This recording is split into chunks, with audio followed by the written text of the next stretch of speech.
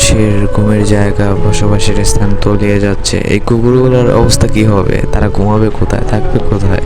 আসসালামু আলাইকুম এভরিওয়ান, সকলের কি খবর? আশা করি অনেক ভালো আছেন, সবাই ভালো আছেন, আই হোপ। তো আজকে আমি যে এখন বাসা থেকে বাইর হলাম, বাইর হয়ে দেখি যে পানিতে একদম ভরপুর ভইরা গেছে। আর এখন আমি সকালে কিছু খাবার খাই না, এখন দুপুর টাইম, জুমার নামাজের সময় আসছে। তো ভাবতেছি যে নামাজটা পড়ে তারপর কিছু খাবো। তো মসজিদে যাওয়ার পথে যতটুকু জায়গা আছে একদম তলিয়ে গেছে। তো এটা বাসার থেকে বাইর হওয়ার পরে এই অবস্থা দেখতেছি। হঠাৎ করে সারাদিন বৃষ্টি পড়ছে, সকাল থেকে দুপুর পর্যন্ত বৃষ্টি দেখতেছি। তা আমি ঘুমিয়েছিলাম, শুয়েছিলাম। তো জুমার নামাজটা পড়তে যাওয়া লাগে, আমি মনে করলাম যে এটা পড়া উচিত আমাদের। তো আমি বাইর হয়ে দেখলাম যে অনেক নিচু বাসা আছে, তাদের বাসার খাট মানে খাটের উপরও পানি উঠে গেছে। এই অবস্থা একদম দরজায় দেখা যাইতেছে যে দরজার অর্ধেকের মতো একদম তলিয়ে গেছে। তো আমি যাওয়ার সময় ভাবলাম যে একটা ভিডিও করি আর আমার যে ভিউয়ার্স আছে তাদেরকে দেখাই। তো ভাই, মানুষের জীবনে এরকমের খারাপ সময় আসে পানির মতো, আর সারা জীবন থাকে না এই পানির মতো, তো আবার ভাটা হারে।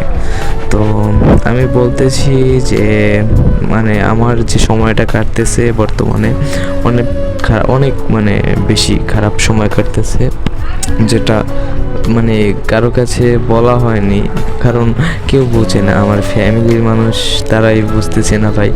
আর আপনারা তো আমাকে চিনেনই না, তো আপনাদের সাথেও মানে শেয়ার করব এমন না, কারো কাছেই শেয়ার করা হয়নি। থাক, জীবনে এরকমের খারাপ সময়গুলো মানুষের অজানাই থাক, একদিন তো চলে যেতে হবে। কী হবে মানুষের কাছে জানিয়ে বা কষ্ট প্রকাশ করে? মানুষকে বললে তো মানুষ হাসাহাসি করে। এগুলো প্রত্যেকটা মানুষ আসলে নিজের কষ্টগুলোই বোঝে, অন্য কারো কষ্ট, তাদের বেদনা, দুঃখ এগুলো কিছুই বোঝে না। নিজের কষ্টের কথা মানুষ অন্যের কাছে কান্না করে বললে মানুষ বলতে ভালোবাসে, তো অন্য কারো কষ্ট মানে শুনলে তাদের হাসি আসে। হ্যাঁ ভাই, আমি কি বলবো, মানে আমি এমন একটা ছেলে ছিলাম, সারাদিন মানে কোনো কষ্ট করতাম না, এমনকি কোনো কাজ করতাম না। যদি পড়ালেখা ঠিক মতো হতো না, ছোটোবেলায় করছি, বাট বড় হওয়ার পরে পড়ালেখা অতটা করি না। ফোন চালাই, বন্ধুদের সাথে একটু ঘোরাফেরা করি, আর বাসায় এসে ফোন চালাই, ঘুমাই, খাওয়া দাওয়া করি, এতটুকুই কাজ ছিল আমার।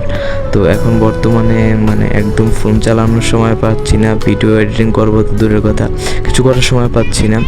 তো অনেক কষ্ট করে এখন থাকতেছি, পরিবার থেকে অনেক দূরে চলে এসে পড়ছি। তো এখন কষ্ট করে জীবনটা শেষ করে দিতেছি। তো আবার